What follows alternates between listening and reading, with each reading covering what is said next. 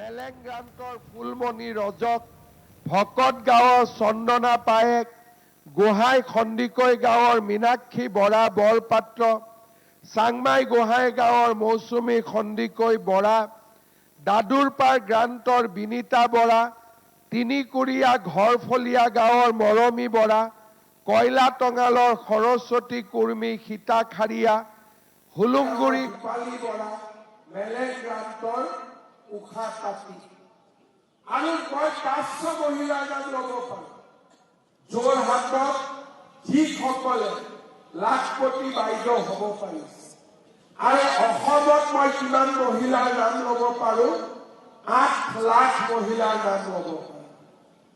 এতিয়া আমাৰ লক্ষ্য হ'ল যে এই উদ্যমিতা অভিযানটোৰ জৰিয়তে আমি আপোনালোকক পুঁজি দিম, আমি আপোনালোকক ট্ৰেইনিং দিম, আমি আপোনালোকক এখন বজাৰ দিম। এই তিনিটা কাম কৰাৰ পিছত মই বিশ্বাস কৰোঁ আজি আমাৰ ইয়াত সমবেত ১৮,০০০ মহিলা অতি কমেও আৰু ১০,০০০ মহিলা লাখপতি বাইদেউ হ'ব পাৰিব। আজি আপোনালোকে চৰকাৰৰ পৰা ১০,০০০ টকা পাব। মই ইয়াতে দেখিছো যে আপোনালোকে ফৰ্ম ফিল-আপ কৰিছে।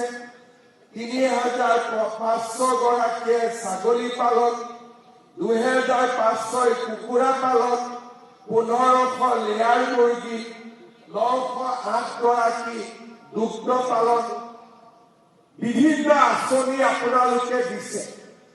কিন্তু মই আপোনালোকক ৩টা ৰাস্তা দেখুৱাব খোজো।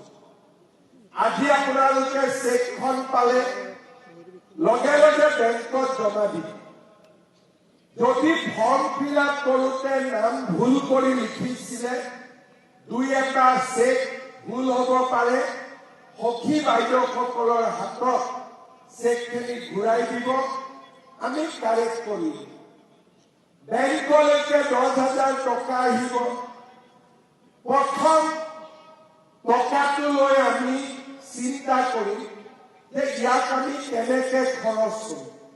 মই ৩টা ৰাস্তা আপোনালোকক দেখুৱাব খোজো।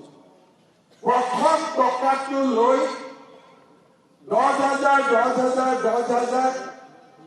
গ্ৰুপৰ একাউণ্টলৈকে টকাটো ট্ৰান্সফাৰ কৰিব। কিমান হ'ল? ১ লাখ টকা হ'ল। যিগৰাকী মহিলাই কিবা কৰিব খোজে ২৫,০০০ টকা পৰ্যন্ত আপোনালোকে লোন দিব, সুদ দিব।